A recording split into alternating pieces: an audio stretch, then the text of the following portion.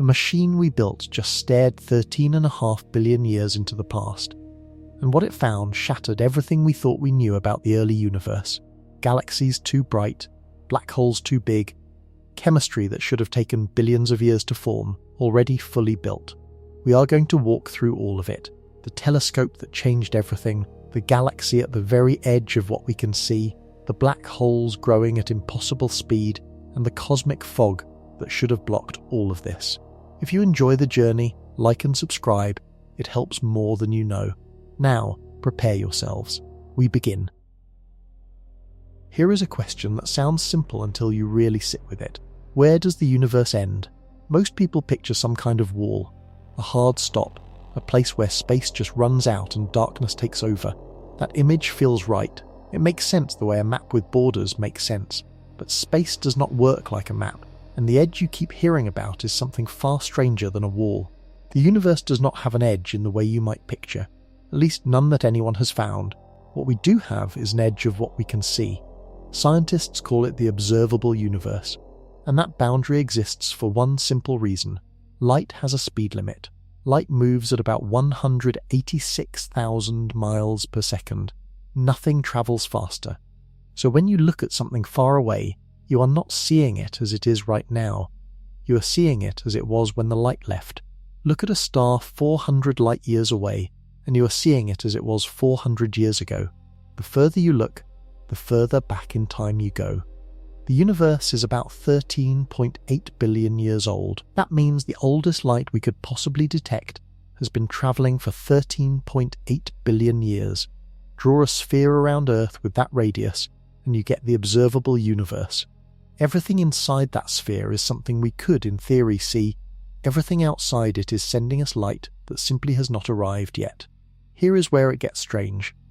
The universe is expanding. Space itself is stretching.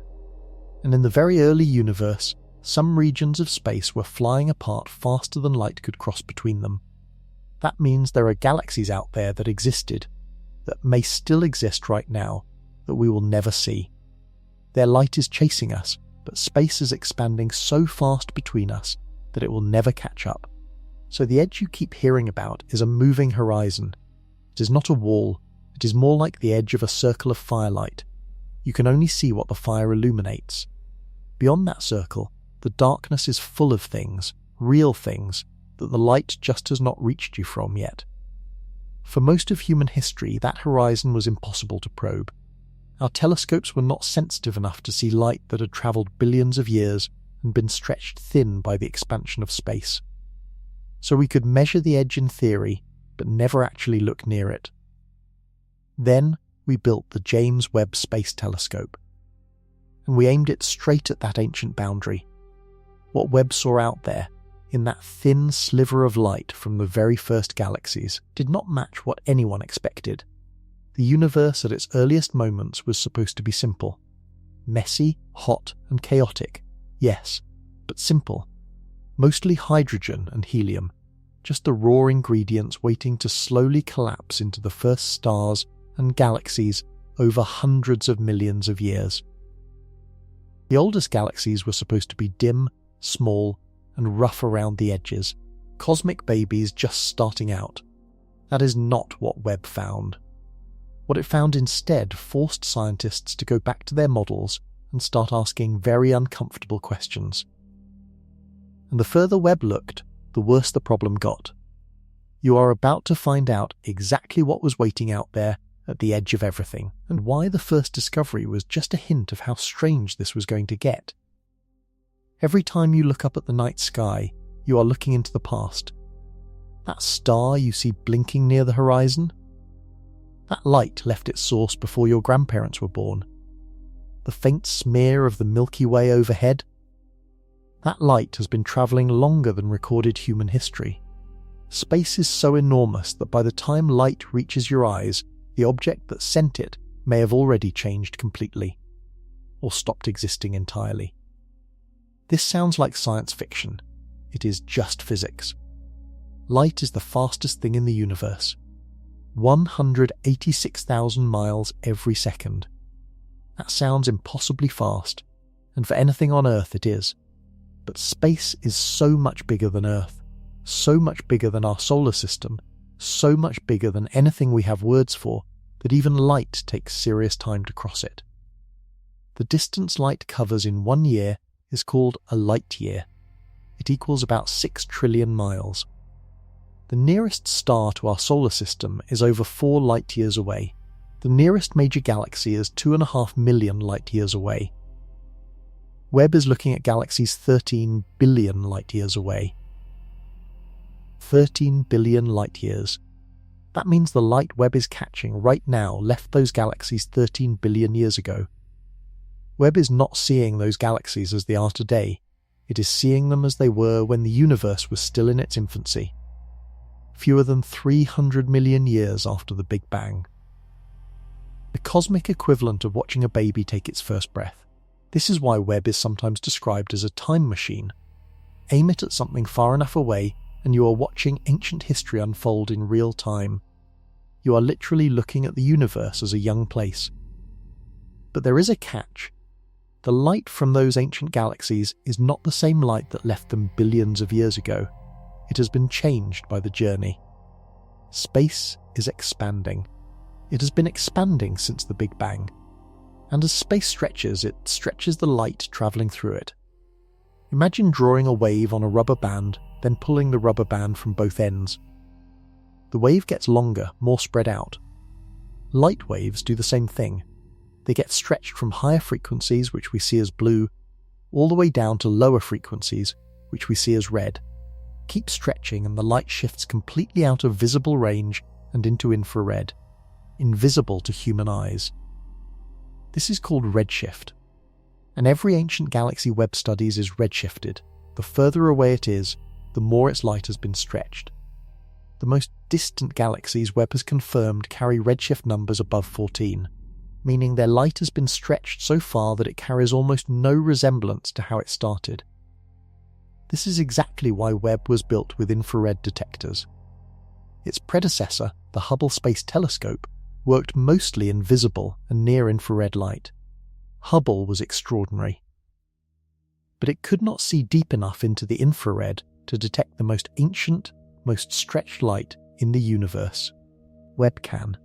It was designed specifically to catch that ancient, redshifted glow. So when Webb locks onto a point of light near the edge of the observable universe, it is doing something no telescope in history has done before. It is reading a message that took longer to arrive than the Earth has existed. What that message says about the early universe is the part that changes everything. The universe has been trying to talk to us for 13 billion years. For most of that time, we could not hear it. The signal was there, ancient light stretched thin by billions of years of travel across expanding space. But our tools were tuned to the wrong frequency. We kept trying to read a radio signal with a device built for television. The message was arriving, but we had no way to decode it. Webb changed that.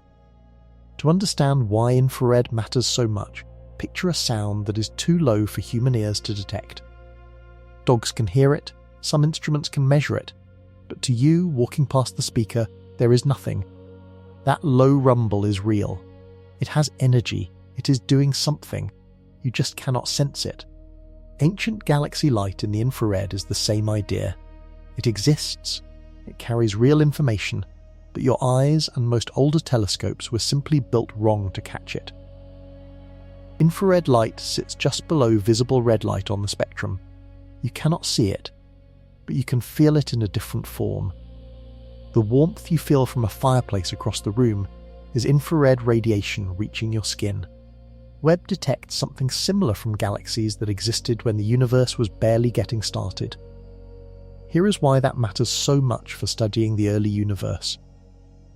When a distant galaxy emits ultraviolet or visible light, and then that light travels for 13 billion years through expanding space, it gets stretched. By the time it reaches Webb, that light has been pushed all the way into the infrared. If Webb could only see visible wavelengths like human eyes can, it would see nothing at all from the most distant galaxies. They would be invisible, completely hidden. Webb's infrared detectors are so sensitive they can catch photons, which are individual particles of light, that have been travelling since before our solar system existed. To protect those detectors from any heat that could overwhelm them, Webb carries a sunshield the size of a tennis court. That shield keeps one side of the telescope in permanent shadow, dropping the instrument temperature to around negative 448 degrees Fahrenheit. At that temperature, Webb's own warmth stops interfering with the faint signals it is trying to catch. The detectors also live 1 million miles from Earth. Webb did not stay in orbit around our planet the way Hubble did. It travelled out to a gravitational balance point called Lagrange Point 2, where Earth, the Moon, and our star's gravity all cancel out. That keeps Webb stable, saves fuel, and keeps it in a permanent, predictable shadow.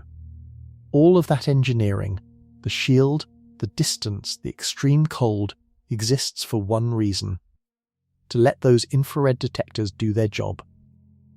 To read light that has been travelling since nearly the beginning of time. When Webb first opened its eye and pointed at a tiny, dark patch of sky, it found galaxies Hubble never detected. Hundreds of them. Some of them further away than anything ever confirmed before. Scientists had spent years predicting what those early galaxies would look like. They expected small, faint, and simple. What Webb showed them instead set off a quiet panic in the astronomy world, and the very first images were just the opening act. December 25th, 2021. A rocket lifts off from a launch pad in French Guiana and carries something 17 years in the making into the sky. The James Webb Space Telescope had been in development since the 1990s. It cost roughly $10 billion. It involved 21 countries, hundreds of engineers, and decades of design changes, delays, and near-catastrophic budget crises. By the time it launched, some of the scientists who first proposed it had already retired. A few had died waiting. The stakes were enormous. Webb was designed to fold up like origami to fit inside the rocket. Once in space, it had to unfold itself in 178 separate steps, each one critical. If any single step failed, the telescope was lost. There was no way to send astronauts to fix it. It was too far away. The world watched. Engineers held their breath for weeks as Webb slowly unfolded, piece by piece, 100 times more delicate than a house of cards, 1 million miles from Earth. The mirrors locked into place, the sunshield deployed, the instruments cooled down to their required temperatures. Every step worked. In July of 2022, NASA released Webb's first science images to the public. People who had spent careers studying galaxies openly cried.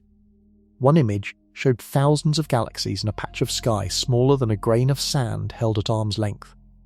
Galaxies stretching back nearly to the beginning of time, each one 100 billion stars or more. Packed into a space so small it looked empty to the naked eye.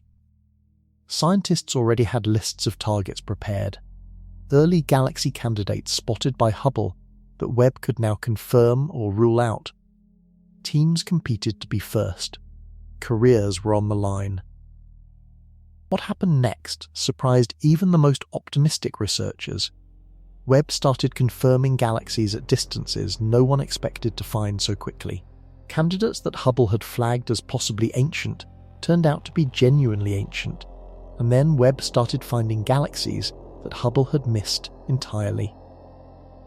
Further away, older, brighter the data came in faster than models could absorb it. Within months of starting science operations, Webb had already found galaxies that challenged existing ideas about how the early universe worked. Bright things were showing up where dim things were expected. Developed structures appeared where simple clouds of gas should have been. One astronomer described it privately as opening a drawer you had searched before and finding it full of things that were not there yesterday. Teams started working longer hours. Papers were drafted and revised. Arguments broke out at conferences. The data kept coming, and the most jaw-dropping find was still months away. In January of 2026, NASA made an announcement that rippled through the entire scientific world. a galaxy had been confirmed at a distance record so extreme it forced a rewrite of the record books. The galaxy carries the designation MOM Z14. Scientists nicknamed it a cosmic miracle. And when you hear the numbers, you will understand why. This galaxy existed only 280 million years after the Big Bang. To feel the weight of that, consider this. The universe is 13.8 billion years old. 280 million years is barely 2% of that. If the entire history of the universe were compressed into a single calendar year, MOM Z14 would be from the 3rd day of January. The Earth would not appear until mid-September. You would not exist until the last few seconds of December 31st. Webb confirmed MOM Z14 through a process called spectroscopy. A telescope does not just take pictures. It can also break incoming light into its individual colours, the way a prism splits white light into a rainbow. Every element in the universe absorbs and emits specific colours of light. By reading those patterns, scientists can figure out what a galaxy is made of, how fast it is moving, and exactly how far away it is. MOM Z14 came back with a redshift measurement of 14.44. That number places it further away than any previously confirmed galaxy in history. The light from MOM Z14 has been travelling for approximately 13.5 billion years. It left that galaxy before our solar system existed, before the Earth formed, before the first complex life appeared.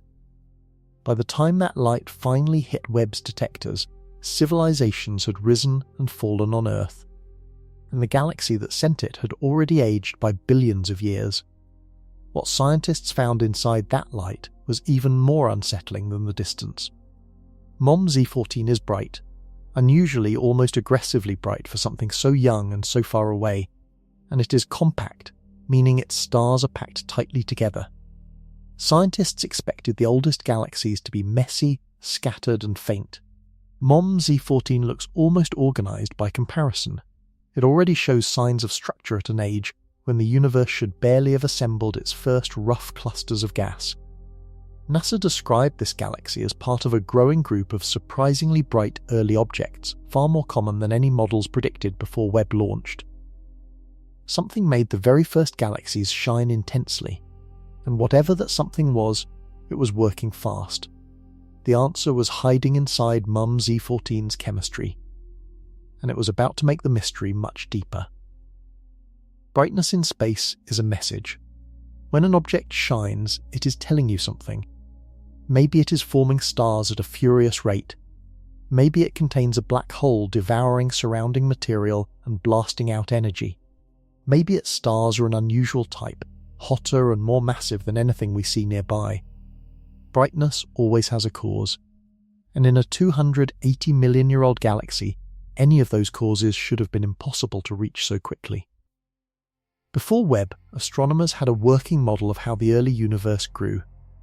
In the beginning, everything was gas, mostly hydrogen. Gravity slowly pulled that gas into clumps. Clumps collapsed into the first stars. Stars clustered into the first small galaxies. Those galaxies slowly merged and grew over hundreds of millions of years. The whole process was gradual. The first galaxy should have been dim and rough, like a campfire just starting to catch. MOM Z14 looks nothing like a campfire just starting. It looks like a bonfire already roaring. NASA reported that this galaxy belongs to a population of bright early objects, roughly 100 times more common than many studies predicted before Webb launched. 100 times. That is not a small error in the models. That is a fundamental misunderstanding of how the early universe worked. Brightness in a galaxy usually means active star formation. Stars are giant nuclear reactors, and when many of them are igniting at once, the galaxy blazes. For MOM Z14 to be this bright this early, it must have formed stars at an extraordinary rate in an incredibly short window of time.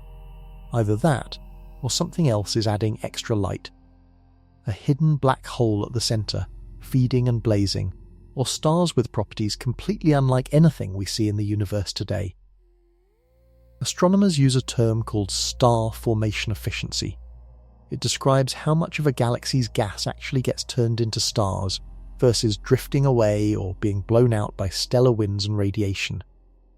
Standard models put limits on this efficiency.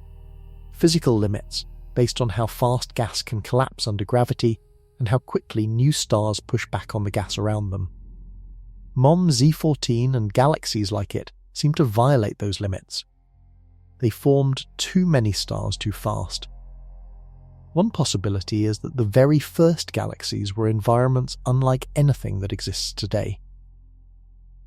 Less contaminated by heavy elements which change how gas cools and collapses, less disrupted by previous generations of star formation, conditions that allowed gas to fall into stars faster and more completely than anything happening in the modern universe.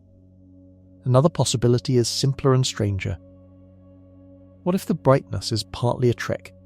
A rare giant burst of star formation that will fade quickly, and we just happen to catch MOM Z14 at its brightest moment? Either way, something inside this galaxy is extraordinary.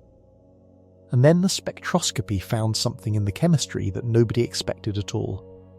Here is how stars make the universe more complex. A star is born from a cloud of hydrogen gas. It spends its life fusing hydrogen into heavier elements, helium, then carbon, then oxygen, then nitrogen, then on up the periodic table. When a massive star dies, it explodes. A supernova. And in that explosion it scatters all those heavy elements into the surrounding space. That enriched gas eventually gets pulled into new gas clouds, new stars, new systems. Over time, the universe gets richer in chemistry. Each generation of stars makes the next generation more complex. This process takes time. Generations of stars living and dying. The first stars had to form, burn through their fuel, and explode before their debris could seed the next round. That cycle, even at its fastest, was expected to take several 100 million years minimum before the universe contained significant amounts of nitrogen. Webb found nitrogen in MOM Z14, a galaxy that existed 280 million years after the Big Bang, a galaxy that should have been on its very first or second generation of stars, a galaxy that, according to the standard timeline, should have had barely any heavy elements at all. The nitrogen signal was strong enough that scientists could not explain it as contamination or a measurement error. It is embedded in the galaxy's spectrum, which is essentially its chemical fingerprint. The fingerprint says nitrogen. And that creates a serious problem. For nitrogen to exist in meaningful quantities that early, the stars in MOM Z14 had to have already gone through at least one full cycle of birth, fusion and death before we were observing it. Stars forming from pure hydrogen and helium, burning through their fuel, exploding, scattering their enriched debris, and then a new generation of stars forming from that debris. All of that in under 300 million years. That is possible, in theory, if the first stars were massive enough. Astronomers call these hypothetical first stars Population 3 stars. They were made of almost pure hydrogen and helium, the only elements that existed right after the Big Bang. They may have been enormous, hundreds of times the mass of our own star, burning so hot and so fast that they lived for only a few million years before exploding. If MOM Z14's first stars were like that, they could have enriched their galaxy's gas in a geologic blink. The catch is that no one has directly observed Population 3 stars yet. They are predicted.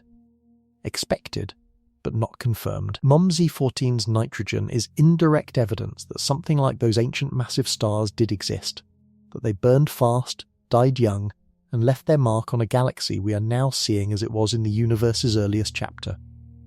What happened to the light from all of this, in the universe around it, is an entirely different problem, and it brings us to a wall of fog that should have made none of this visible at all.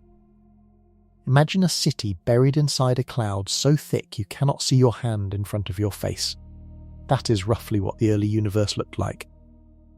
Except instead of water vapour, the fog was made of neutral hydrogen. Trillions upon trillions of hydrogen atoms, each one absorbing light that passed through them. This fog filled the entire universe for hundreds of millions of years after the Big Bang, and it should have made the early universe completely dark to any observer outside it. To understand why, you need to know a little about hydrogen. A hydrogen atom is simple. One proton, one electron. When the electron is attached to the proton, the atom is neutral. Neutral hydrogen is extremely good at absorbing a specific type of ultraviolet light called Lyman alpha radiation. This is the kind of light that energetic young stars and active galaxies pump out in enormous quantities. So picture the first galaxies forming inside a universe-sized sponge that soaks up almost every high-energy photon they produce. Right after the Big Bang, the universe was so hot that all hydrogen was stripped into free protons and electrons. Ions, not atoms. Ionized hydrogen is mostly transparent to the kinds of light astronomers want to detect, so the very earliest universe, in theory, let light through. But then, after about 380,000 years, the universe cooled enough for protons and electrons to combine into neutral atoms. And the fog formed. That fog held.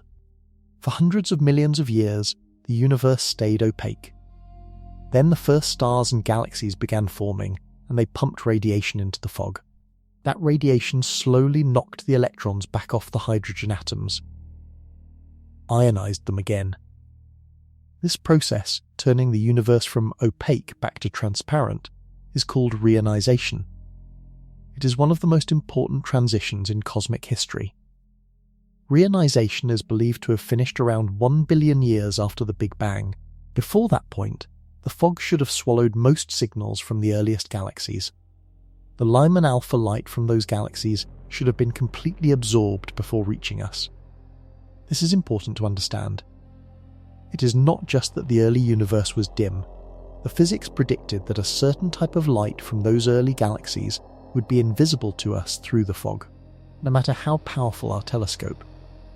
Then Webb pointed at a galaxy from 330 million years after the Big Bang, and it saw Lyman alpha light coming through loud and clear, light that the fog should have completely stopped. Whatever this galaxy did, it found a way through. In March of 2025, NASA and the European Space Agency released findings on a galaxy that should not have been visible at all. The galaxy carries the label JADES GS-Z13-1. Let's call it the Fog Breaker. It existed 330 million years after the Big Bang, deep inside the era when neutral hydrogen should have made it invisible. Its Lyman alpha signal, the specific ultraviolet light that neutral hydrogen loves to swallow, came through clearly. Scientists were baffled. The fog was supposed to be intact at that point in cosmic history. For Lyman alpha light to survive that journey, the gas around this galaxy had to already be ionized. The fog had to have a hole in it, a bubble of clear, transparent space surrounding the galaxy like a protective dome. The galaxy created that bubble itself. Young hot stars blast out radiation. When a galaxy forms enough of them fast enough that radiation can strip electrons from surrounding hydrogen atoms, converting neutral fog back into transparent plasma. The galaxy essentially burns a clearing through the cosmic murk around it. If the clearing is large enough, its own Lyman alpha light can escape before the surrounding fog absorbs it. For the fog breaker to have cleared a bubble large enough for its signal to reach Webb, it would have had to be extremely active, producing enormous amounts of ionizing radiation, essentially working overtime as a cosmic blowtorch, melting a path through the surrounding hydrogen at an age when most galaxies were expected to be far too young and small to do that. This has enormous implications. If one galaxy could do this at 330 million years, others could too. That means the reionization process, the clearing of the cosmic fog, may have started far earlier and in far more places than standard models assumed. The universe may have been full of isolated bubbles, each one centered on an unusually active young galaxy, burning through the fog long before the overall transition was complete. Picture a dark room where someone slowly lights candles, one by one. At first, each candle only lights a small circle around it, The rest of the room stays dark. That is the patchy, bubble-by-bubble version of reionization that Webb's data is pointing toward. And if that picture is right, it changes everything about how we think the universe became transparent. The timing shifts. The geography shifts.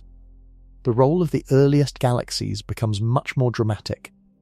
But the fog breaker and MUM-Z14 were just 2 data points. Webb was finding something stranger and more numerous, scattered all across the early universe, tiny, red, impossibly bright, objects that defied every existing category. The universe has only been truly transparent once. For the first 380,000 years after the Big Bang, everything was plasma, a hot, opaque soup of particles. Light could not travel freely. Then the universe cooled, neutral atoms formed, and light could finally move. But that light faded as the universe expanded. Then came the long silence, hundreds of millions of years of darkness before enough stars formed to light anything up.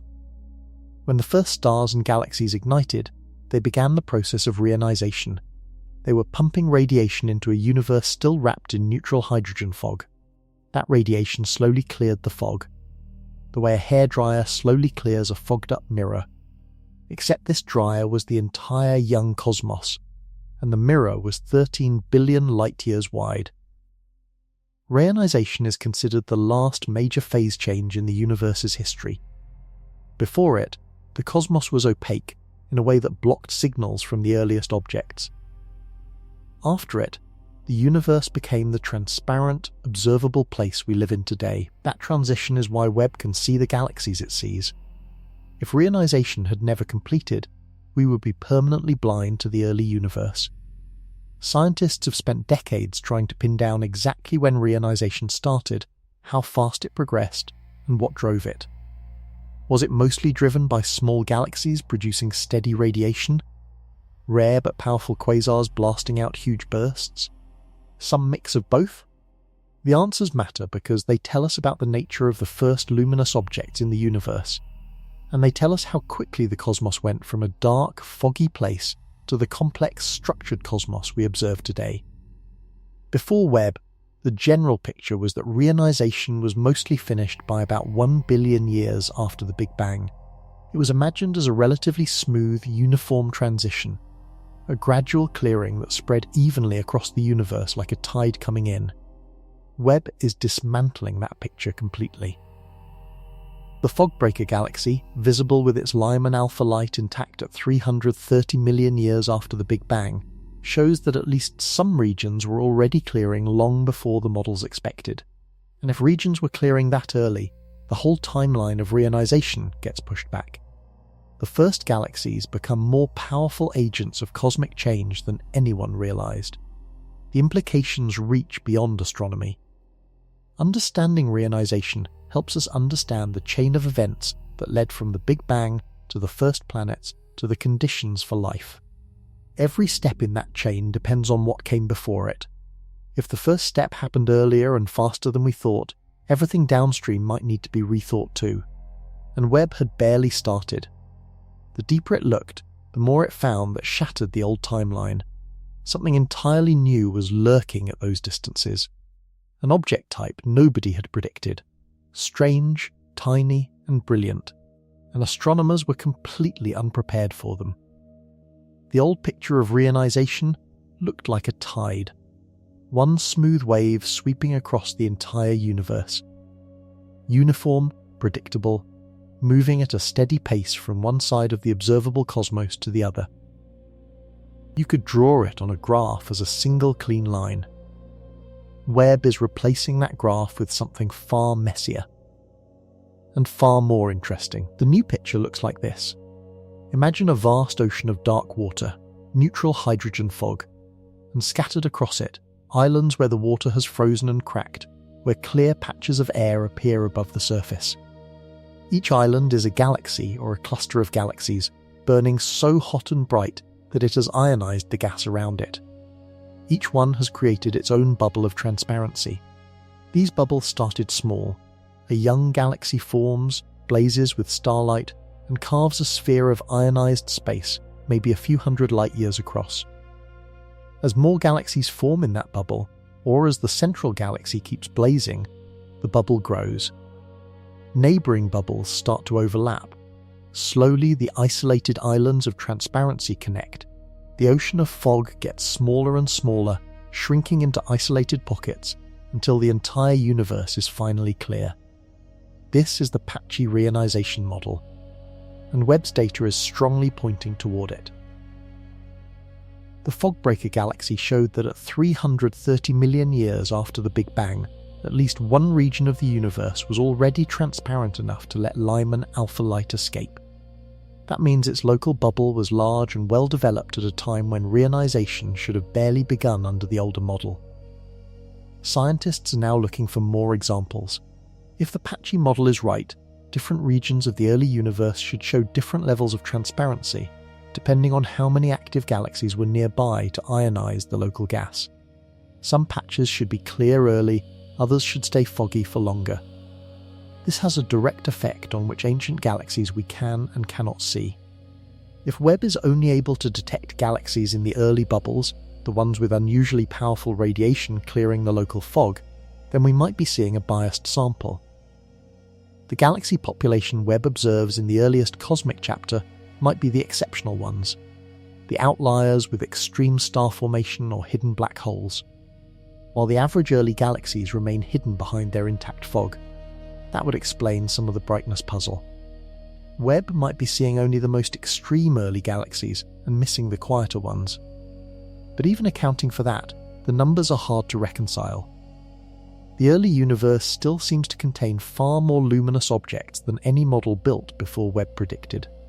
Something fundamental about how the first structures formed may simply be wrong. And hiding among those luminous early objects was a class of things nobody had a name for. Strange little points of red light. Compact, bright, and completely inexplicable. Astronomers started calling them something almost comically simple. Little red dots. They showed up in Webb's first deep survey images, and nobody knew what to call them. Small, compact, intensely red. Far brighter than they had any right to be. Scattered across the early universe in larger numbers than anyone had predicted. Astronomers started pulling them out of the data and quickly realized they were dealing with something that did not fit any existing category. They called them little red dots. The name sounds almost playful, but the objects themselves are deeply unsettling. A little red dot appears in Webb's infrared images as a tiny concentrated smear of red light. If you scaled one up to a visible size on a photograph, it would look like a small glowing ember. But each one is a galaxy, or something galaxy-sized, radiating with an intensity that breaks the rules for objects that young. Their redness comes from two possible sources, and scientists initially could not agree on which one was responsible. One option is dust. Dust in galaxies absorbs blue and ultraviolet light and re-emits it as infrared. A galaxy full of dust would look red. The other option is redshift combined with unusual emission. A galaxy at extreme distance, with very specific chemical signatures in its light, could also appear red through Webb's detectors. The earliest ones Webb found lived mostly in the first 1.5 billion to 2 billion years of cosmic history. They were concentrated in that early period, suggesting they represented a phase of galaxy evolution that was intense, bright, and short-lived, like a growth spurt that burns fast and changes the object dramatically. Their compactness was also puzzling. Most galaxies that are bright are also large. They cover a lot of sky because they contain a lot of stars spread across a wide area. Little red dots are tiny. Their light comes from a very small region. That small size combined with high brightness means an enormous amount of energy is being produced in an extremely small space. That combination, small, bright, and ancient, points toward one of two things. Either an incredibly dense, rapidly forming cluster of stars, or a black hole, a supermassive black hole actively feeding, blasting out energy as it consumes surrounding gas at an enormous rate. Webb detected hundreds of little red dots. Some estimates put the count in the early deep field surveys alone in the thousands across the observable early universe. Before Webb, Hubble had hinted at some unusual objects in the early universe, but the numbers were low, and the data was too limited to characterize them properly. Webb's infrared sensitivity revealed them clearly for the first time, and the sheer number of them caused immediate arguments. What were they? Stars or black holes? Dense galaxies or something else entirely? Or a mix of all three with different objects sharing the same red, compact appearance for different reasons? The debate was loud, papers came out fast, and the answer that emerged from the best data was stranger than most researchers had hoped for. Science does not move in straight lines. When Webb started pulling little red dots out of the data, different teams started interpreting them differently almost immediately. The debate that followed was one of the most heated in astrophysics in recent years, and it played out in papers, conferences, and late-night arguments over data sets. One camp argued that little red dots were dense starbursts, young galaxies undergoing an extreme episode of star formation, packing enormous numbers of stars into a very small area. The redness came from dust produced by those rapidly forming stars. The compactness came from the early universe's different conditions, where gas collapsed into tighter structures. The brightness came from the sheer number of stars igniting at once. Another camp argued for black holes. Each little red dot, in this view, was a galaxy with an active galactic nucleus at its centre, which is the scientific name for a feeding supermassive black hole. When a black hole feeds, it pulls in surrounding gas and heats it to extreme temperatures. That hot gas glows. The closer to the black hole, the hotter and brighter. Some of the most luminous objects in the known universe are active galactic nuclei, which are also called quasars. If early galaxies had already formed supermassive black holes that were actively feeding, that would explain both the brightness and the compactness. The problem was that the two explanations predicted slightly different spectral signatures, different patterns in the light, and the early Webb data was sometimes ambiguous. Teams got different answers depending on how they analysed the same objects.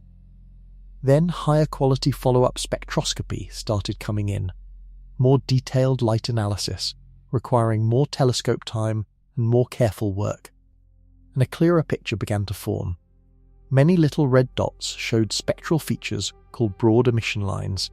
These are specific patterns in light that are produced when gas moves at extremely high speeds you only get in the intense gravity near a feeding black hole. Starburst galaxies do not produce broad emission lines. Only black holes do. The broad emission lines pointed strongly toward active black holes in at least a significant fraction of the little red dot population. But then another team found little red dots without those lines, clean, compact, dense, but lacking the black hole signal. Those ones fit the starburst picture better. And some objects seemed to show both signatures, suggesting they contained both dense star formation and an active black hole simultaneously. The current view is that little red dots are a mixed population. Some are dominated by black holes, some are dominated by extreme star formation, and some are both. That kind of complexity is not unusual in astronomy, but it does mean there is no single clean answer, and the debate has not fully settled. What has settled is the reality of the most dramatic ones, the ones with confirmed black holes. And those objects opened an entirely new problem. The black holes inside some little red dots were enormous, far too enormous for how young the universe was when they existed. A black hole does not announce itself. It hides, it bends light, it pulls in everything around it without revealing its own face. The only way to know a black hole is there is to watch how it affects the things nearby. And when those things are falling into it at high speed, spinning in a disk of superheated gas, they scream in light before they disappear. That scream is how we find them. The black holes hiding inside some little red dots were discovered through exactly that kind of scream. The broad emission lines that showed up in their spectra were the signal of gas moving at tens of thousands of miles per second, torn and heated as it spiraled inward. That signal belongs to a feeding black hole. and the strength of that signal tells you how massive the black hole is. What astronomers found when they measured those masses shocked them. Some of these black holes, sitting inside compact little smears of red light from the early universe, had masses equivalent to hundreds of millions of times the mass of our own star. Some approached 1 billion times that mass. These are supermassive black holes by any definition, the kind that normally sit at the centres of large, mature galaxies in the present-day universe. The universe at that point was only a few 100 million years old. The galaxies containing these black holes had barely formed, and yet their central black holes were already enormous. Black holes grow by eating. A black hole consumes nearby gas, the gas radiates energy as it falls in, and the black hole gains mass. There is a theoretical limit to how fast a black hole can eat, called the Eddington limit, based on the balance between gravity pulling gas in and the radiation from that gas pushing outward. Exceed that limit and the radiation pressure blows the incoming gas away, slowing the feeding. For a black hole to reach hundreds of millions of solar masses in a few 100 million years, it would have to start from a very large seed and feed at close to maximum rate for almost its entire life, maybe even faster than the Eddington limit allows, which some researchers think is possible in certain extreme conditions but have never confirmed. Where did the seeds come from? Black holes in the modern universe typically form from dying stars. A massive star collapses and leaves behind a black hole of a few to a few tens of solar masses. To grow that into hundreds of millions of solar masses in a few 100 million years is an almost impossible task. The math barely works even under the most generous assumptions. Some researchers are proposing a completely different kind of seed. A direct collapse black hole formed when a massive cloud of gas collapses directly into a black hole without ever passing through the star stage. Those seeds could start at tens of thousands or even millions of solar masses. From there, the math becomes more survivable. But direct collapse black holes have never been confirmed either. The evidence for them and for the impossibly fast growth of early supermassive black holes sits inside some of the most extreme little red dots Webb has found. And the most extreme confirmed case has its own name.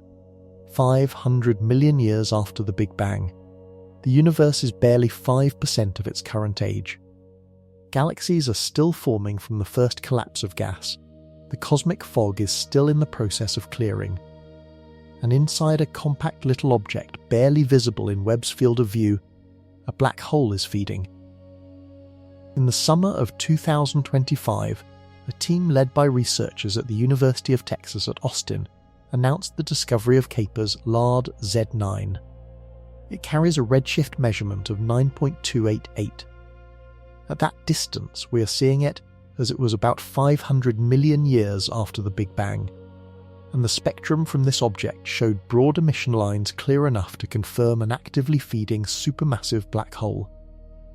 At the time of the announcement, it was the most distant confirmed broadline black hole ever found. The word broadline here refers to those spectral signatures of high-speed gas falling into a gravitational center. Confirmed means the team did the spectroscopy, got the data, and checked it. At nearly 500 million years after the Big Bang, a supermassive black hole was already operational and eating. This object is a little red dot. Compact, red, and found in Webb's deep survey data. The fact that a black hole this massive and this active exists at that distance means whatever process created it had to work extraordinarily fast. Faster than older models allowed. For scale, consider this. A black hole of this type would contain a mass equivalent to hundreds of millions of stars, stacked together that many stars would stretch a distance so large it would take light tens of thousands of years to cross it. All of that mass, compressed into a region smaller than our solar system, already assembled within the first 500 million years of cosmic history. The host galaxy, the little red dot surrounding the black hole, shows all the hallmarks of a system being dominated by that central engine. The black hole is so active that its radiation influences the entire galaxy around it, shaping how gas flows, where stars can form, and how the galaxy evolves. At this early stage of the universe's history, the relationship between a galaxy and its central black hole seems to be much more extreme than what we observe in modern galaxies.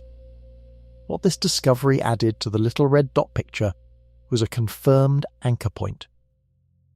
Broad-line black holes exist at these distances. They are real and measurable, and they are telling us that the mechanisms for black hole formation and growth in the early universe were either faster, more efficient, or fundamentally different from anything we see in the present. But Kepler's-Large Z9 was remarkable for its distance. Another object, one with a more dramatic story and a nickname, was remarkable for a different reason, and it revealed something even more troubling about black holes in the early universe.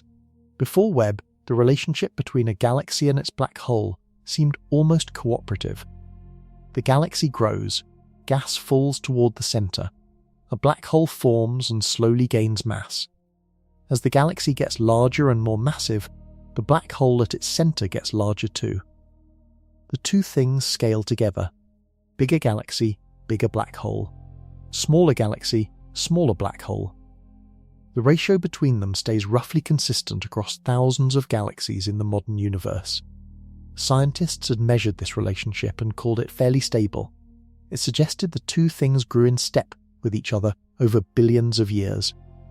Webb broke that relationship. In the early universe, at distances of several 100 million years after the Big Bang, some galaxies have black holes that are massively out of proportion with the galaxy surrounding them. The black hole is too big for the galaxy. It is as if the center of a small town had the financial district of New York City planted in it. Scientists call these overmassive black holes, and they are appearing all across Webb's early universe data. The reason this matters comes back to the growth process. A black hole grows by consuming gas. Gas comes from the surrounding galaxy. If the black hole consumes gas faster than the galaxy can supply it, the black hole's radiation starts pushing gas outward, slowing its own feeding and limiting the galaxy's star formation at the same time. This is called feedback. Normally, feedback keeps the black hole and galaxy growing in rough proportion. In the early universe, that balance seems absent, or at least much weaker. The black holes appear to have grown extremely fast before the feedback mechanism had time to establish itself. They ran ahead of the galaxy's growth and ended up disproportionately large. One explanation is that the early universe provided conditions that allowed black holes to feed more aggressively. More gas available, less disruption, lower density of competing radiation fields. A black hole in the early universe might have had access to a richer buffet with fewer interruptions. Another explanation involves those seeds again. If the first black holes formed from the direct collapse of massive gas clouds rather than from dying stars, their starting masses were far larger. A bigger starting point means reaching a large final mass requires less total growth. The most interesting explanation is one that challenges the entire model. Perhaps the growth of black holes and galaxies in the early universe was simply a different process, one that produced different ratios, different timelines, and different outcomes from what we see in the modern universe. And the transition between that early process and the modern regulated growth happened sometime in the first billion years as the universe changed around them. The clearest individual example of an overmassive early black hole has a name borrowed from literature, and what Webb found inside it was dramatic enough to give any astronomer pause. Virgil does not look threatening. In visible and near-visible wavelengths of light, it appears modest. A faint, small smear. Nothing that would catch your eye in a survey image. Easy to overlook. Easy to classify as an unremarkable early galaxy and move on. Many astronomers probably did exactly that when they first scanned over it in earlier data. Then someone looked at it in the infrared. The galaxy nicknamed Virgil was studied in detail in late 2025 by a team working with Webb's infrared data, and in the infrared, Virgil is a completely different object. What looked modest in shorter wavelengths becomes a powerhouse in longer ones. The infrared reveals a blazing core, a compact and intensely bright central region that had been completely hidden when viewed at the wavelengths older telescopes favoured. This shape-shifting quality is itself a clue. When an object looks dim in visible light, but bright in infrared, it usually means one of two things. Heavy dust is blocking the visible light while infrared passes through, or the object's emissions are intrinsically infrared heavy, which can happen in certain types of active black hole systems. Virgil shows both signatures.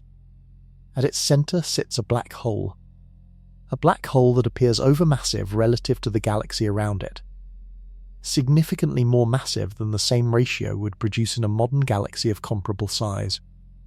And it is actively feeding, pulling in surrounding gas and releasing energy across the infrared spectrum. What makes Virgil particularly compelling is what it tells us about counting. Astronomers doing galaxy surveys before Webb would have passed over Virgil. A modest-looking object gets minimal follow-up time, so it never would have been identified as hiding a monster black hole at its centre.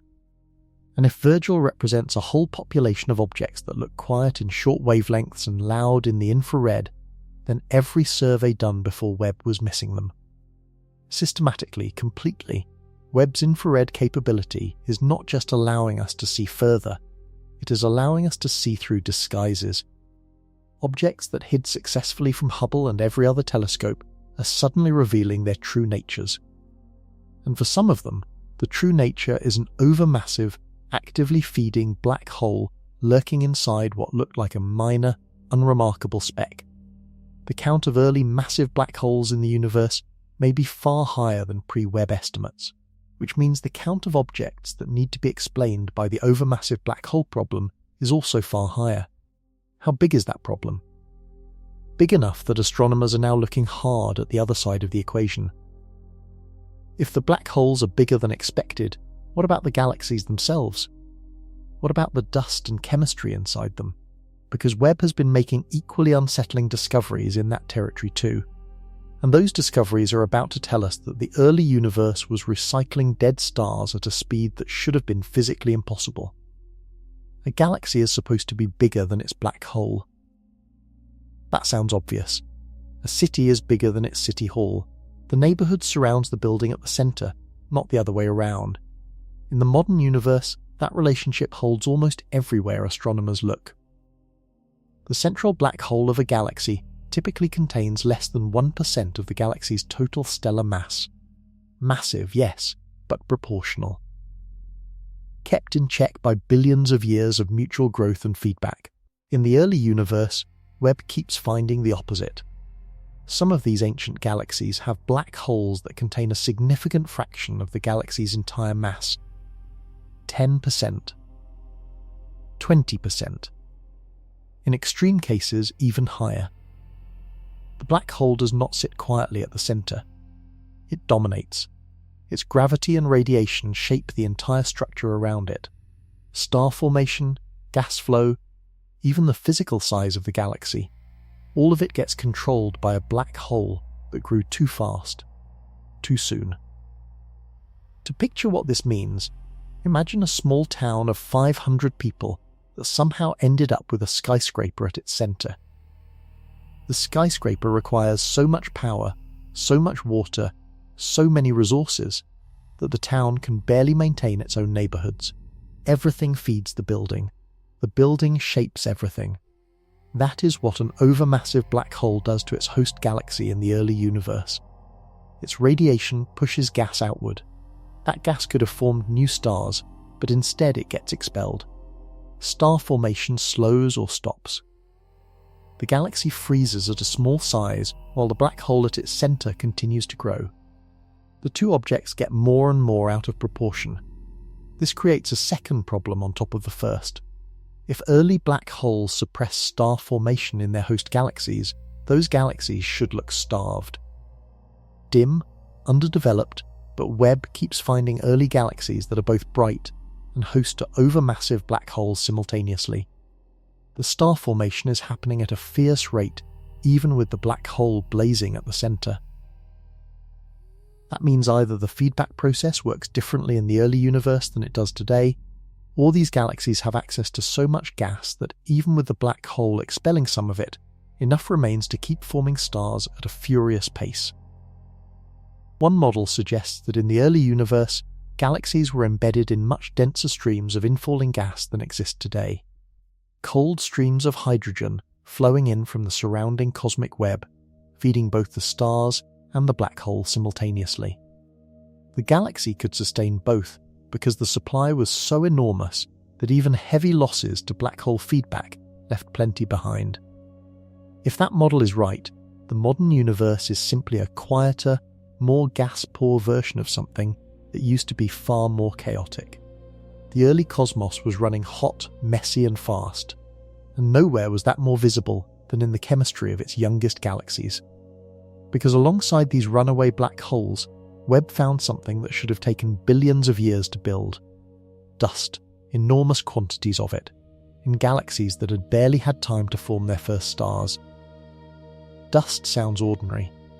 On Earth, dust is just tiny particles of dead skin, fibre and dirt, annoying, easy to ignore.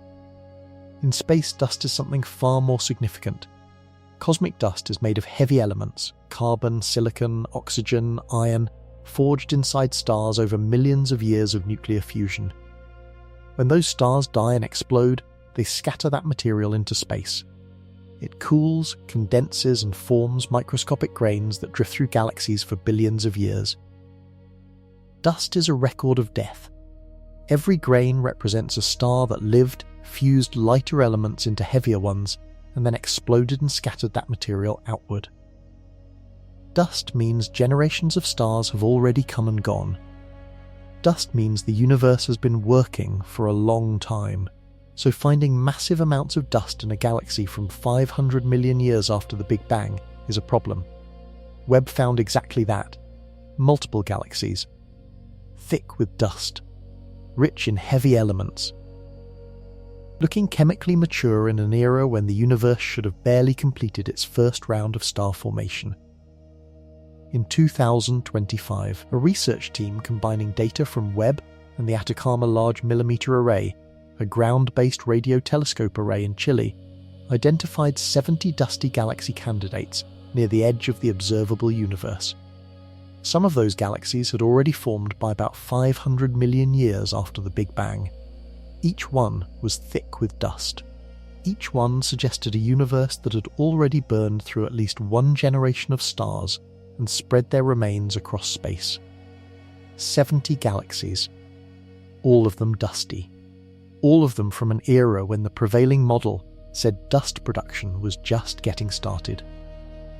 Here is why that timeline is so hard to explain. A star has to form, spend millions of years fusing hydrogen into heavier elements, exhaust its fuel, and then explode in a supernova. That explosion scatters the enriched material.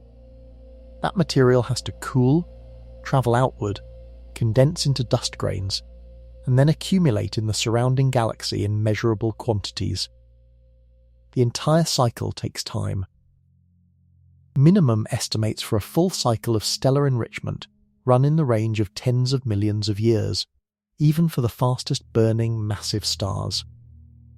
For galaxies to show heavy dust concentrations at 500 million years after the Big Bang, they had to have already completed multiple such cycles, stars forming from the first gas, those stars dying and enriching the gas, new stars forming from that enriched gas, those stars dying and enriching further, multiple rounds of birth and death in a universe that had barely started. The only way that works is if the very first stars were far more massive and far shorter lived than typical stars today, burning through their fuel in millions of years rather than billions, exploding rapidly and enriching their galaxies in geologic instants. Those hypothetical first stars keep appearing as the explanation for multiple Webb discoveries. The nitrogen in MOM-Z14. The dust in the early dusty galaxies. They are the thread connecting many of these mysteries, and their existence, while never directly confirmed, is starting to look less like speculation and more like necessity. Every atom of iron in your blood was forged inside a dying star. Every atom of calcium in your bones. Every atom of carbon in your cells. All of it was made inside stars that lived and died before our solar system formed. You are, in the most literal sense, made of stellar debris. The universe recycled old stars into the raw material for planets, oceans, and life. That recycling process is how the universe builds complexity. The Big Bang produced hydrogen, helium, and tiny traces of lithium. Those are the simplest elements. Everything heavier had to be built later, inside stars, through a process called stellar nucleosynthesis. Inside a star, extreme pressure and temperature force atomic nuclei together. Hydrogen fuses into helium, helium fuses into carbon, carbon fuses into oxygen. The chain continues up the periodic table. Each step requires higher temperatures, which only exist deeper inside more massive stars. A star like our own fuses hydrogen and helium for billions of years. A star 10 times more massive burns hotter, fuses heavier elements, and dies in a fraction of the time. When a massive star exhausts its fuel, its core collapses in milliseconds. The outer layers rebound in a catastrophic explosion, a supernova. That explosion scatters the products of all that nuclear fusion into surrounding space. Nitrogen, oxygen, carbon, iron, and dozens of other elements spray outward at millions of miles per hour. They drift through the galaxy for millions of years, eventually getting swept up into new gas clouds that collapse into new stars and new planets. The first generation of stars, forming from pure hydrogen and helium shortly after the Big Bang, had no heavy elements to start with. They were enormous and hot, burning fast through their fuel and dying in powerful supernovas that seeded the first chemical enrichment of the universe. The second generation of stars formed from that enriched gas. They were slightly smaller, slightly longer lived, but still richer in heavy elements than their predecessors. Each generation passed more chemical complexity to the next. For Webb to find nitrogen in MOM Z14 at 280 million years after the Big Bang, and dust in galaxies at 500 million years after the Big Bang, at least 1 or 2 full cycles of that enrichment had to have completed. Stars formed, fused elements, died, and scattered their material. New stars formed from the scattered material. Some of those died too. All of this inside a universe that had barely started. The only way this makes sense is if those first stars were truly enormous, far larger than most stars forming today, burning so hot and so fast that their entire life cycle from birth to supernova ran in only a few million years, maybe even faster. Those hypothetical giants may have changed the early universe in ways we are still discovering, and the scale of what Webb has found in terms of early chemical enrichment is even harder to grasp when you see the actual numbers from the largest early dusty galaxy study ever conducted. A single dusty galaxy from 500 million years after the Big Bang is a puzzle. 70 of them is a crisis for the old models. In 2025, a team using data from Webb alongside the Atacama Large Millimeter Array published a study that identified 70 candidate dusty galaxies near the observable limit of the universe. This was not a small survey. The team started with a larger pool of candidates and worked methodically through the data, using Webb's infrared sensitivity combined with the radio telescope array's ability to detect the heat signature of cosmic dust directly.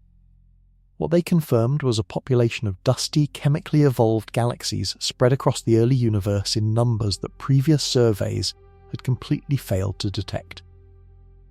Before Webb, surveys of the early universe using older telescopes had found only a handful of such objects. The assumption was that the early universe was simply too young for significant dust production to have occurred on a wide scale. The dusty galaxies that did exist were considered rare exceptions. The new study suggested they were nowhere near rare. 70 confirmed or candidate objects, all from the early universe, all showing the infrared and millimeter signatures of significant dust content. The early universe appears to have been far dustier, far more chemically enriched, and far more evolved in terms of stellar generations than the pre-Webb picture allowed. This matters enormously for how we count and characterize early galaxies. dust absorbs ultraviolet and visible light and re-emits it as infrared. A galaxy buried in dust looks very faint in the wavelength that older telescopes used. Those telescopes would simply have missed dusty early galaxies, not because they were rare, but because they were invisible in the wrong wavelengths. Webb sees in the infrared. For the first time, astronomers can cut through the dust and see what was there all along. And what was there is a population of galaxies that have been hiding from every telescope for decades. That population has direct implications for the total stellar mass in the early universe. If dusty galaxies are far more common than expected, the early universe contained far more stars than the models predicted. More stars means more enrichment. More enrichment means more dust. More dust means more hidden galaxies. Each discovery feeds back into a bigger picture that pushes further and further away from the pre-Webb understanding of cosmic history. The scale of the revision is uncomfortable for anyone invested in the old models.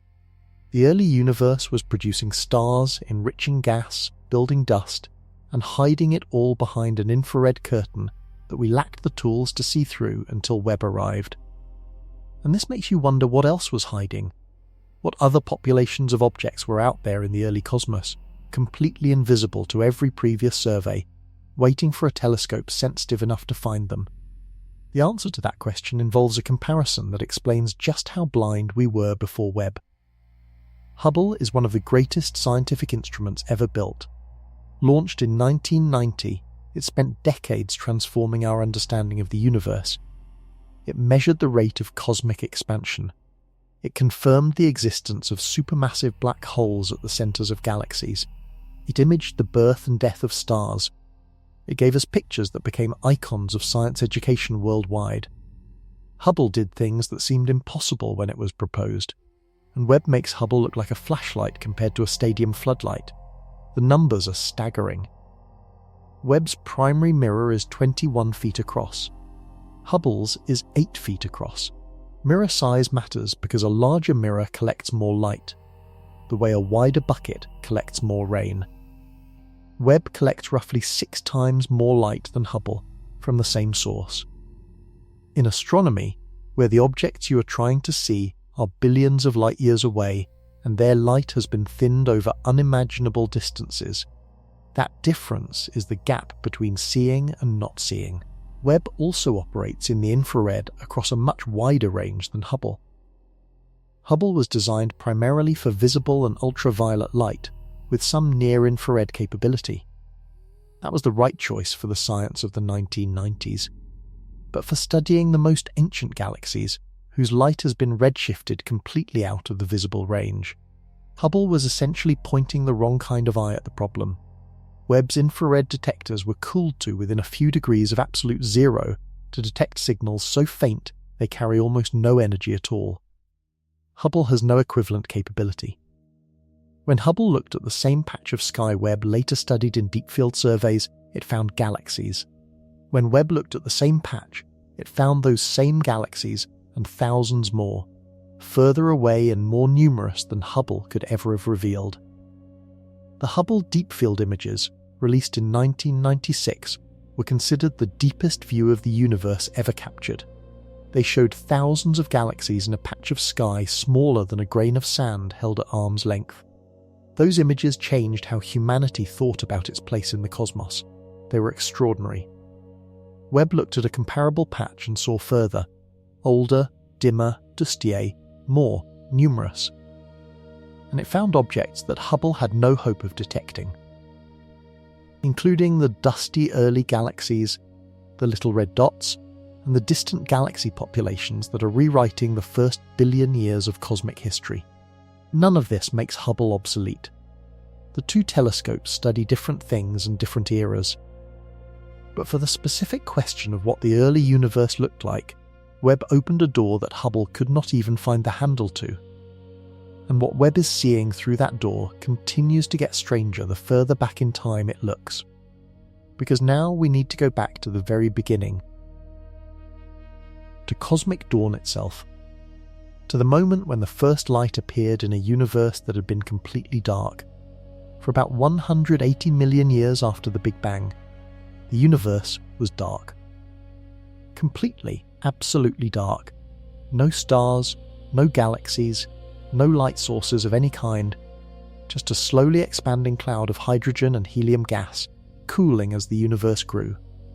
Scientists call this period the Cosmic Dark Ages, and it is exactly what the name suggests. A universe-sized room with every light turned off. Then something changed. Gravity had been working quietly the entire time. In the hydrogen gas, tiny regions were slightly denser than the surrounding material. Those denser regions pulled in more gas. The more gas they pulled in, the denser they became, and the more gravity they generated.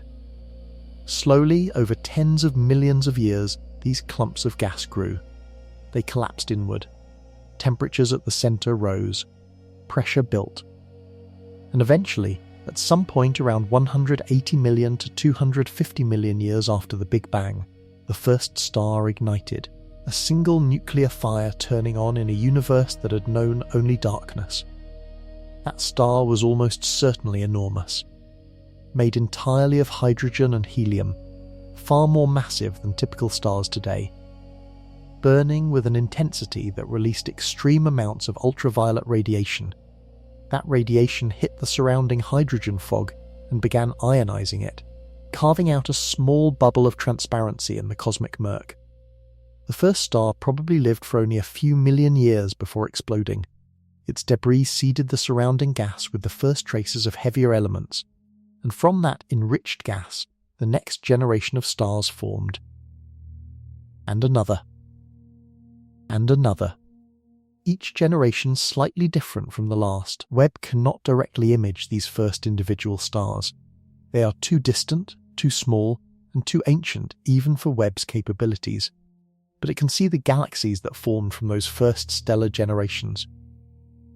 The earliest confirmed galaxies, like MOM-Z14 at 280 million years after the Big Bang, represent the first assembled collections of those pioneering stars.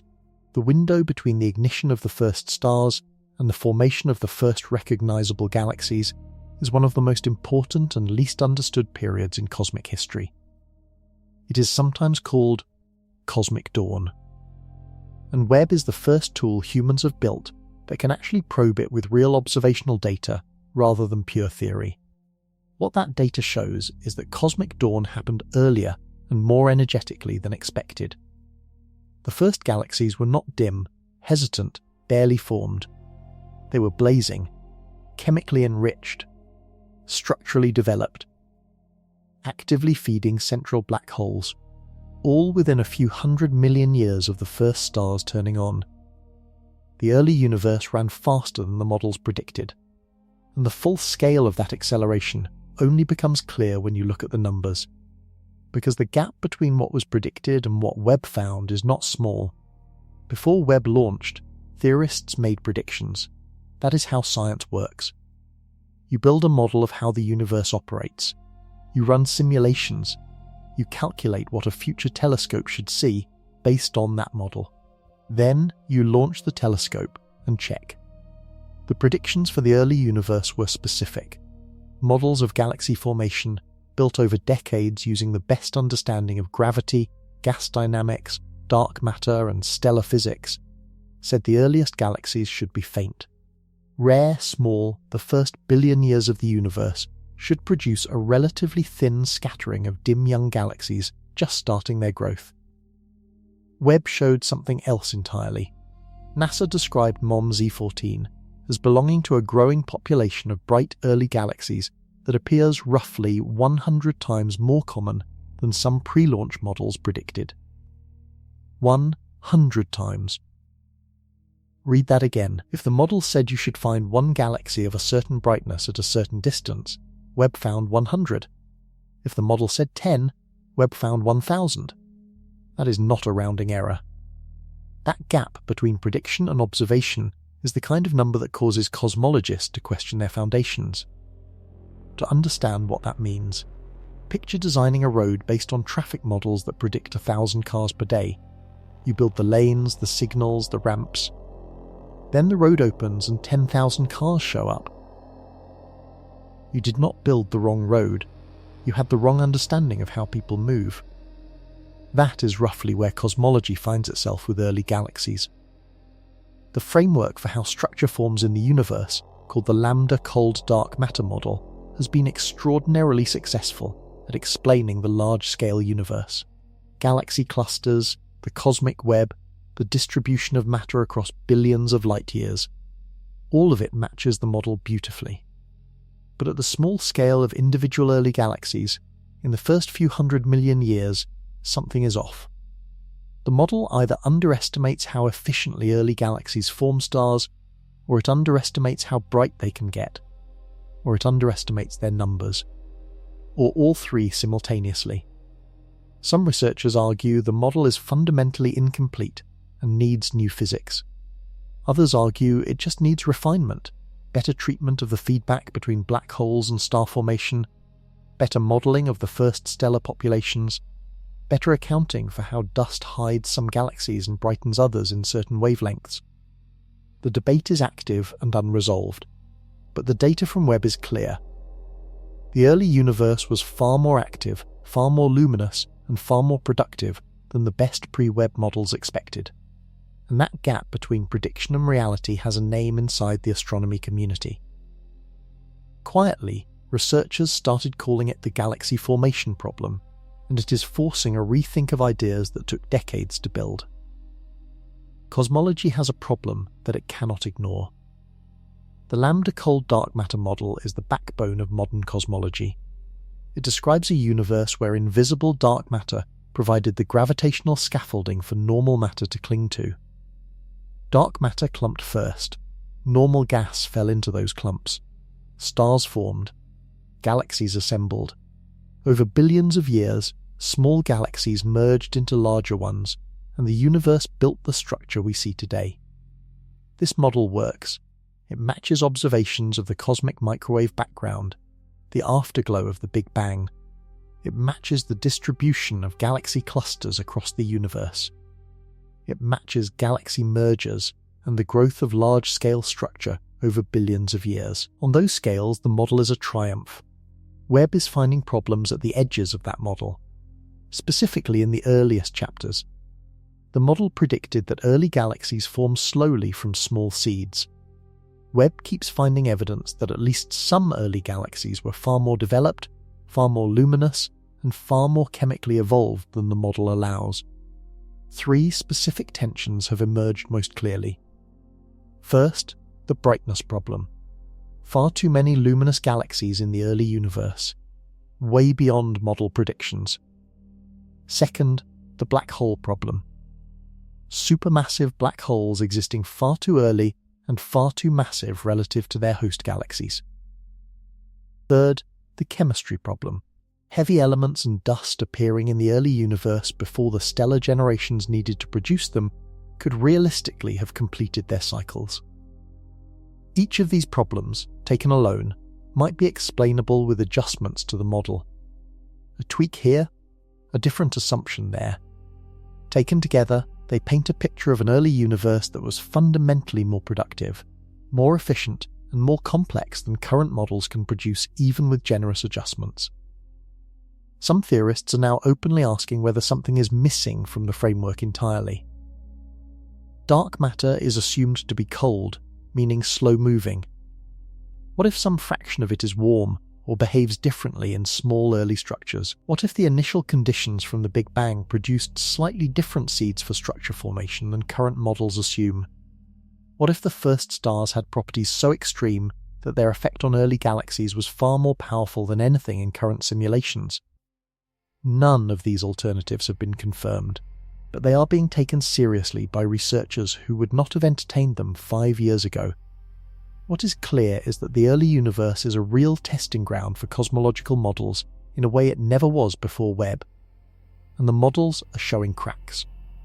The most promising specific explanations involve the nature of the earliest stars themselves, those hypothetical giants from cosmic dawn, and what they could do if they really were as extreme as the evidence suggests. Galaxies shine because stars burn. The more stars a galaxy forms, and the more massive and hot those stars are, the brighter the galaxy appears. So one of the first explanations researchers proposed for the brightness of early galaxies was simple. Those galaxies were forming stars at an extreme rate. A starburst, in astronomical terms, where a galaxy converts its gas into stars far faster than typical galaxies do in the modern universe. Starbursts happen today. We observe them in galaxies that have recently collided with another galaxy, where the collision compresses gas and triggers rapid star formation. Some modern starburst galaxies produce stars at rates hundreds of times higher than normal. They are brilliant but temporary. The starburst exhausts the available gas and fades over tens of millions of years. If early galaxies underwent sustained extreme starbursts for most of their brief histories, that could explain some of their observed brightness. The gas available in the early universe was pristine and abundant. No heavy elements to change how it cooled. No previous generations of star formation to heat and disrupt it. Just vast quantities of raw hydrogen collapsing directly under gravity, feeding star formation at a rate that modern galaxies, with their stirred up, enriched and heated gas, cannot replicate. Simulations have explored this idea and produced some results consistent with Webb observations. Early galaxies in certain models do undergo periods of extremely efficient star formation that produce bright, compact systems. The efficiency rate, the fraction of gas that successfully becomes stars, appears higher in early simulations than in modern galaxies. But the brightness of some early galaxies exceeds even the most extreme starburst models. Some objects are too bright to be explained by star formation alone. Something else has to be contributing. That additional brightness keeps pointing back toward black holes. An active black hole at the center of an early galaxy can outshine every star in that galaxy combined. Even a moderately sized black hole feeding at close to its maximum rate produces an enormous amount of light. And if many early galaxies host actively feeding black holes, those black holes are adding luminosity that starburst models do not account for. The most likely truth is a combination. Extreme star formation plus active black hole feeding happening simultaneously in the same early galaxy, both processes running faster than in the modern universe because the conditions, abundant gas, few disruptions, extreme gravitational collapse, favoured both at once. Testing this requires detailed spectroscopy of many more early galaxies. Separating the light contribution of stars from the light contribution of a black hole is technically possible, but demands more telescope time and more detailed analysis than most early Webb targets have received so far. The answer will likely differ from galaxy to galaxy, and lurking behind all of this is a type of star that may have been responsible for an outsized fraction of the early universe's energy output. The universe may have started with stars we have never seen. Stars today form from gas that contains small amounts of heavy elements, carbon, oxygen, nitrogen, iron, all scattered through the gas by previous generations of stellar explosions. Those heavy elements change how gas cools. They help it radiate energy away more efficiently, which means gas clouds can collapse into stars of moderate size without the center getting too hot and pushing back too hard. Modern stars typically range from a fraction of our own star's mass up to about a few hundred times its mass, with most clustering toward the smaller end. The first stars had none of those heavy elements, pure hydrogen and helium. Gas without heavy elements cools differently and collapses differently. Early calculations suggested that, without heavy element cooling, the first collapsing gas clouds would have stayed hotter longer as they shrank. That extra heat would have provided extra pressure against collapse. To overcome that pressure, the gas cloud would have had to accumulate far more mass before it could form a star. The result would have been stars of extraordinary size, potentially hundreds of times more massive than our own star. Some theoretical models suggest the first stars could have reached 1,000 times the mass of our star, or even higher. If so, they were objects unlike anything that has formed in the last 12 billion years. These hypothetical first stars are called population 3 stars, and they have never been directly observed. The generation of stars before them would be population 2, which includes old stars we see today. Stars today in our galaxy would be population 1. Population 3 stars, if they existed as theory predicts, would have burned at extreme temperatures. They would have emitted enormous quantities of ultraviolet and ionizing radiation, carving out large bubbles of transparency in the surrounding hydrogen fog. They would have produced and scattered heavy elements in their supernova explosions with extraordinary efficiency, enriching their host galaxy's gas in a single blast more thoroughly than dozens of modern supernova cycles. And they would have died within a few million years of forming. Too massive to last, too hot to sustain, burning through their fuel at a rate that consumed them almost as fast as they ignited. The nitrogen in MOME Z14. The dust in the early dusty galaxies.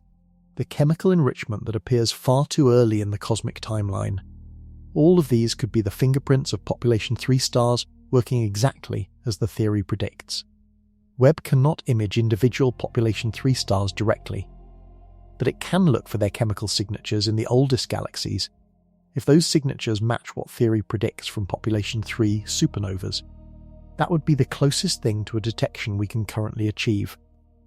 Some of the spectral data from the earliest Webb galaxy observations hint at chemical patterns consistent with population 3 stellar deaths.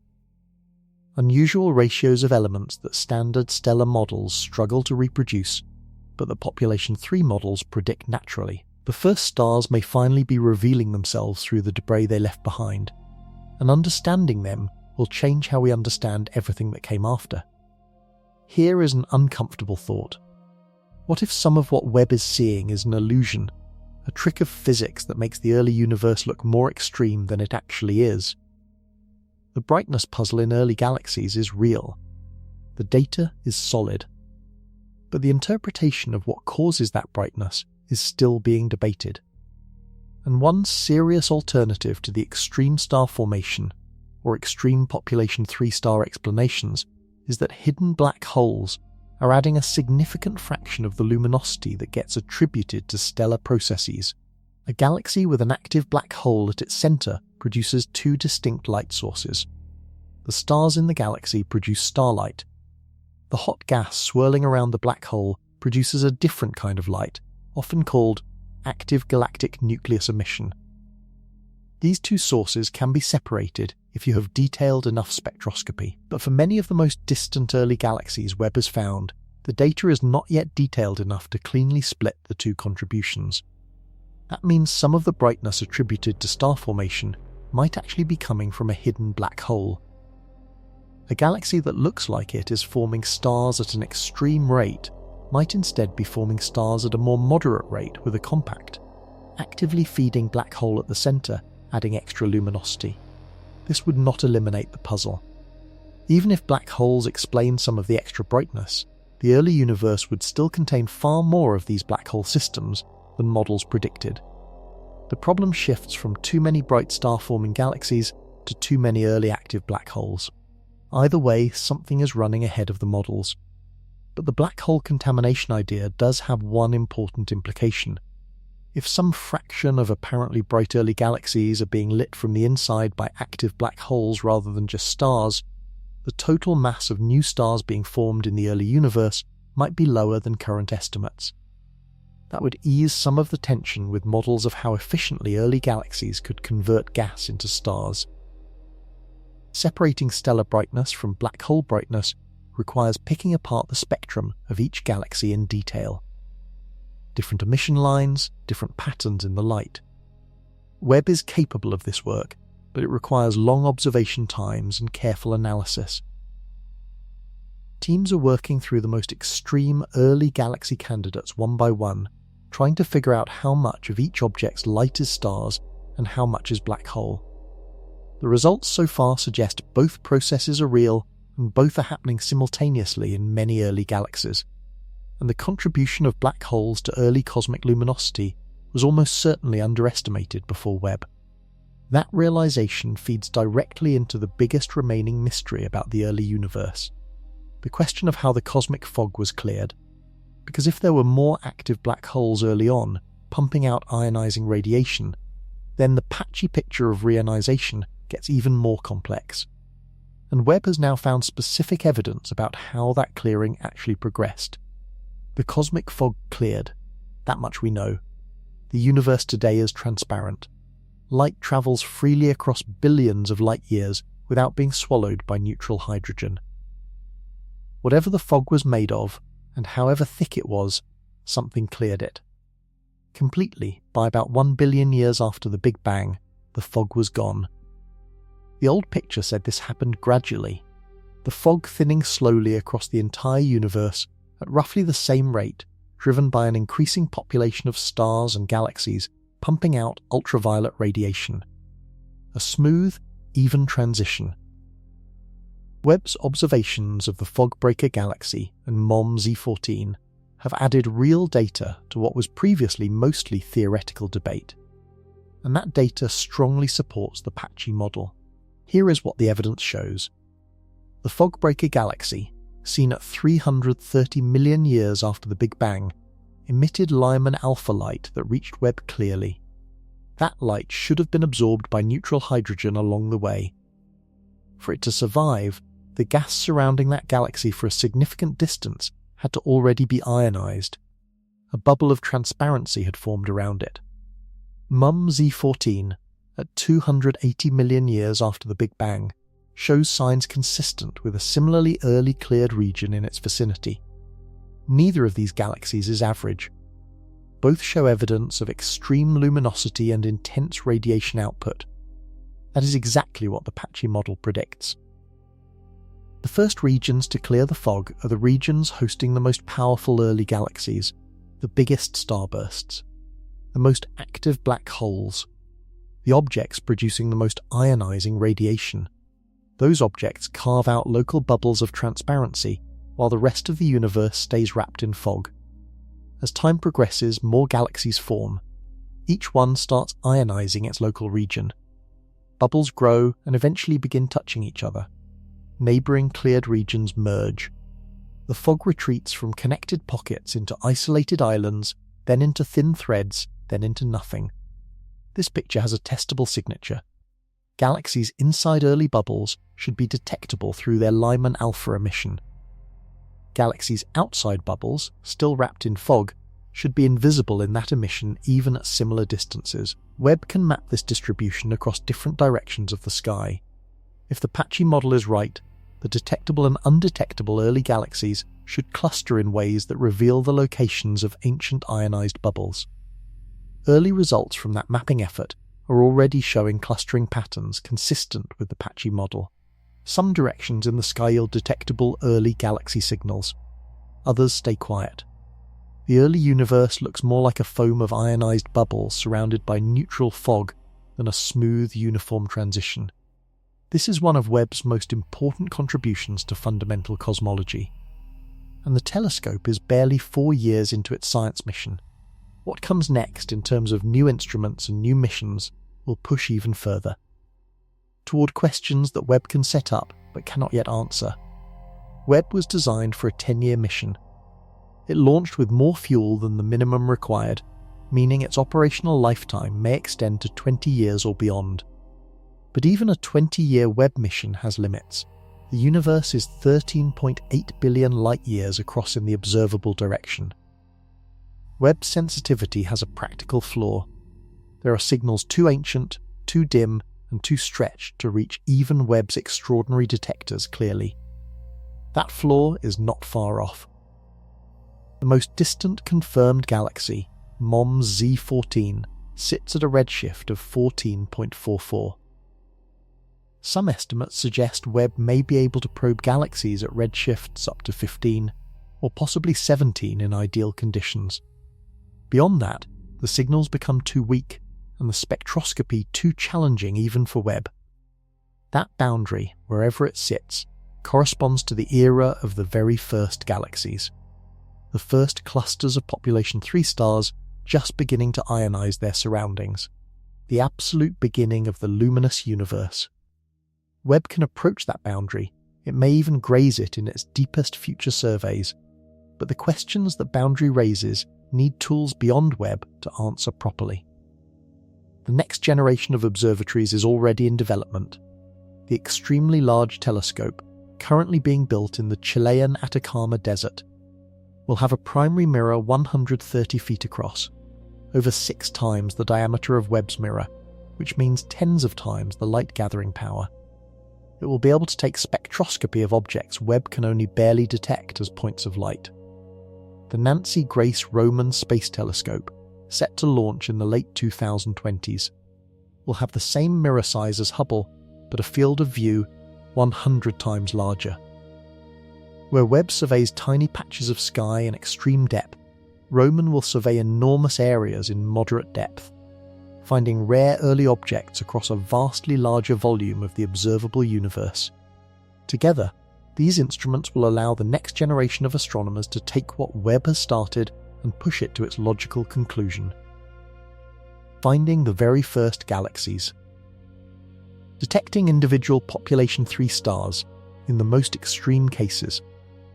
Mapping the full geometry of reionization across the sky, and probing the relationship between the first black holes and the first galaxies in far more detail than current data allows. Webb opened the door. The next instruments will walk through it. But even with all of that, there is a boundary that no telescope will ever cross. A fundamental limit on observation that has nothing to do with technology. A horizon that exists because of the nature of space and time itself. The observable universe has a physical boundary. It is not a wall. There is no barrier, no sign, no change in the laws of physics at that edge. The boundary exists purely because of the speed of light and the age of the universe. Light from beyond that boundary simply has not had time to reach us yet, and in some directions, the expansion of space is carrying matter away from us faster than light can cross the growing distance. That matter is beyond our permanent reach. The boundary sits at about 46 billion light-years in every direction. That number is larger than the age of the universe in light-years, because space itself has been expanding the entire time the light was travelling. The light from the most distant objects we could theoretically detect left those objects when they were much closer to us. But in the 13.8 billion years since, both they and we have been carried apart by the expansion of space. Beyond 46 billion light-years in any direction lies what cosmologists call the unobservable universe. Space continues. Matter almost certainly continues. Galaxies, stars, planets, perhaps life, all of it may continue indefinitely. Some models of the universe suggest it is infinite in extent. Others suggest it is finite, but far larger than the observable portion. No measurement can currently distinguish between those possibilities. The cosmic microwave background, the faint afterglow of the Big Bang that we can detect in every direction, is the oldest signal we can receive. It comes from 380,000 years after the Big Bang, from a surface that is now located about 46 billion light-years away. Beyond that surface, we see nothing. Signals from before that era cannot reach us because the universe was opaque. Before 380,000 years, light could not travel freely. So the true edge of what we can ever know has 2 components. The physical edge of the observable universe at 46 billion light-years, set by the speed of light and cosmic expansion, and the temporal edge at 380,000 years after the Big Bang, set by when the universe first became transparent. Webb is not near either of those limits, but it is pushing into the era just after the temporal limit, into the first few 100 million years after the universe became transparent. Into the era when the first stars and galaxies created the first light in a universe that had been dark since the end of the opaque era. What Webb has found there has already forced a substantial rethinking of our models, and the rethinking reaches all the way back to the Big Bang itself. Nobody is throwing out the Big Bang. The evidence for it is overwhelming and comes from completely independent measurements. The cosmic microwave background matches predictions from Big Bang cosmology with extraordinary precision. The ratios of hydrogen to helium in the universe match what Big Bang nucleosynthesis predicts. The large-scale structure of the cosmos, the clusters and filaments and voids, matches simulations of a universe that started from a hot dense state 13.8 billion years ago. The Big Bang happened. That is not in question. What is in question is the detailed picture of what happened in the first billion years after it, the specific chain of events that produced the first stars, the first galaxies, the first black holes, and the first chemical enrichment of the cosmos. The timing of each step, the efficiency of each process, the properties of the objects involved. And it is in those details, not the foundations, that Webb is forcing the rewrites. Consider the chain of problems Webb has uncovered in a few years of operation. Early galaxies 100 times more common than predicted. Black holes existing too early and growing too fast. Nitrogen appearing in a galaxy from 280 million years after the Big Bang. Dust-filling galaxies that should have had no time to produce it.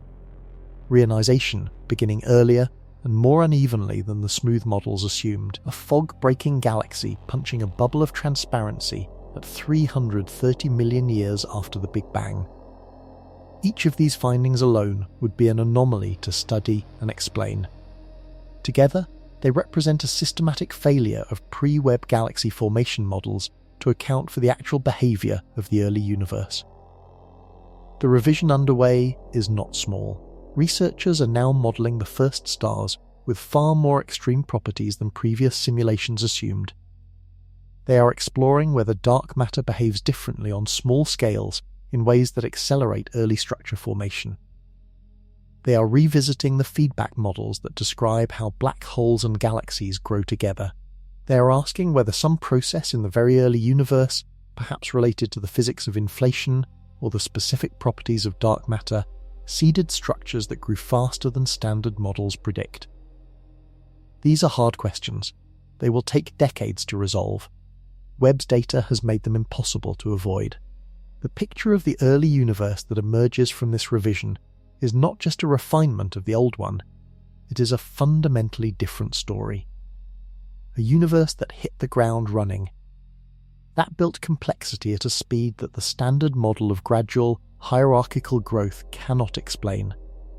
A cosmos that was, in its earliest chapter, more dynamic, more efficient, and more extreme than the place it eventually became.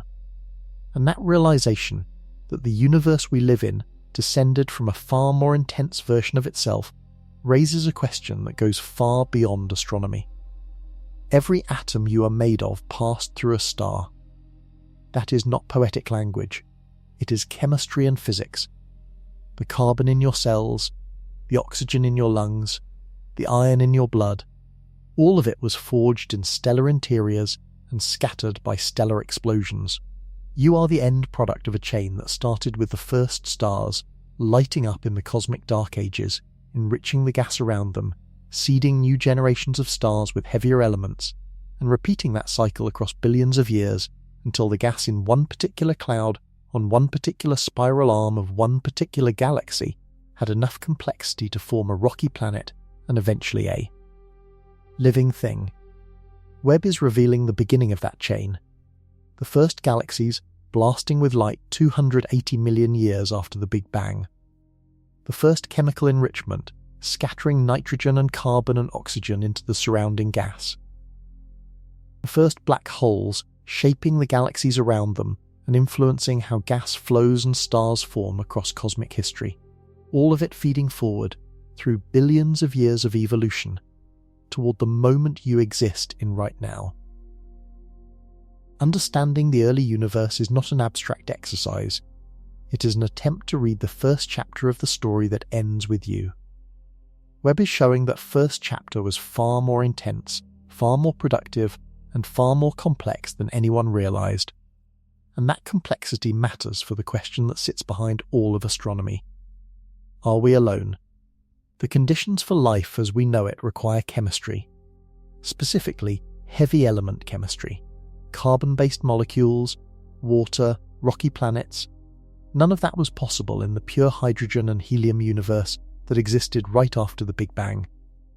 It only became possible after generations of stars lived and died and enriched the cosmic gas, with the elements that chemistry needs. Webb's discoveries suggest that enrichment happened faster than expected.